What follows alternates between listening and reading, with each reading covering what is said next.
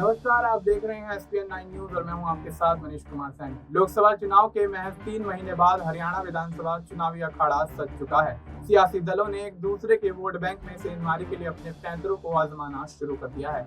आम आदमी पार्टी भी इससे अछूती नहीं है। आपने हरियाणा के सभी 90 विधानसभा सीटों पर अपने उम्मीदवारों के नामों का ऐलान कर दिया है। आम आदमी पार्टी ने इस बार काफी संख्या में अन्य दलों के बागियों को चुनावी मैदान में उतारा है। वह इन बागियों को जरिए विरोधियों के वोट बैंक में सेंधमारी करने की फिराक में है। आम आदमी पार्टी के घोषित आधा दर्जन से ज्यादा उम्मीदवार ऐसे हैं जिन्होंने नामांकन की आखिरी तारीख से पहले कांग्रेस, बीजेपी और आईएनएलडी छोड़कर हाल ही में पार्टी में सदस्यता ग्रहण की है। इन्हीं बागियों पर आप भरोसा दिखाते हुए उन्हें चुनावी मैदान में उतार रही है।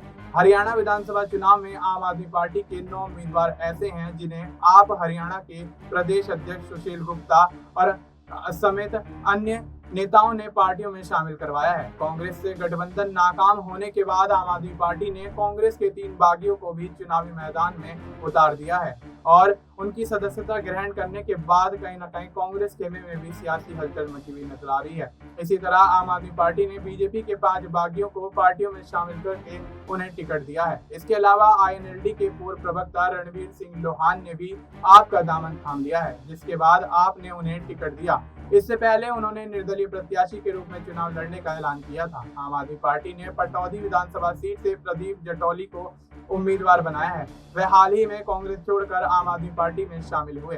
रादौर विधानसभा सीट से आपने भीम सिंह राठी को अपना उम्मीदवार बनाया है। वह इससे पहले कांग्रेस में थे। हाल ही में आदर्श पाल गुर्जर कांग्रेस छोड़कर दोबारा आम आदमी पार्टी में शामिल होते हुए नजर आए। इसके बाद आपने उन्हें जगाधरी विधानसभा सीट से अपना उम्मीदवार घोषित किया है। सतीश यादव को आम आदमी पार्टी ने रेवाड़ी से चुनावी अखाड़े में उतारा है और ऐसे में सतीश यादव इससे पहले बीजेपी में शामिल थे। इसके अलावा अटेली विधानसभा से आपने सुनील राव को अपना उम्मीदवार बनाया है।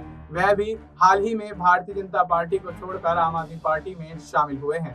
आपने प्रदेश की बरवाला विधानसभा सीट से छत्रपाल सिंह को अपना प्रत्याशी बनाया है। वह भी बीजेपी छोड़कर आप में आए हैं। इसी क्रम में आपने थानेसर विधानसभा से कृष्ण बजाज को उम्मीदवार बनाया है। वह 44 सालों तक बीजेपी में रहे। बीजेपी के टिकट काटने पर चुनाव लड़ चुके जवाहरलाल को आम आदमी पार्टी ने बावल विधानसभा से टिकट दिया है। सांसद संजय सिंह से जब पूछा गया कि इंडिया गठबंधन के सहयोगी दल होने के बावजूद आम आदमी पार्टी ने कांग्रेस के मजबूत उम्मीदवारों के खिलाफ भी अपने कैंडिडेट्स को उतारा है, क्या कांग्रेस को आम आदमी पार्टी चैलेंज मान रही है? इस सवाल पर संजय सिंह कांग्रेस पर सीधा हमला बोलने से बचते हुए नजर आए। उन्होंने कहा, हरियाणा में पिछले 10 साल से बीजेपी का कुशासन चल रहा है। आम आदमी पार्टी पूरे देश में बीजेपी के खिलाफ केंद्र और राज्य से लड़ रही है।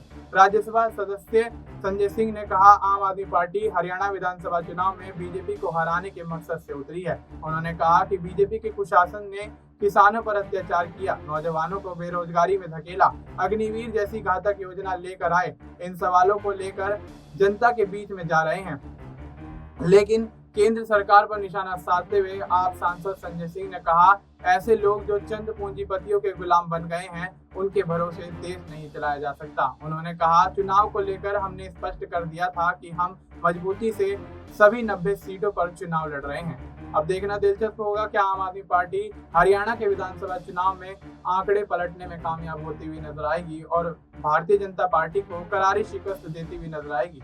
फिलहाल आपको इस मुद्दे पर क्या कुछ लगता है? आप अपनी राय हमें कमेंट करके बता सकते हैं। बाकी देश और दुनिया से जुड़ी तमाम जानकारी के लिए आप देखते रहिए एसपीएन 9 न्यूज़।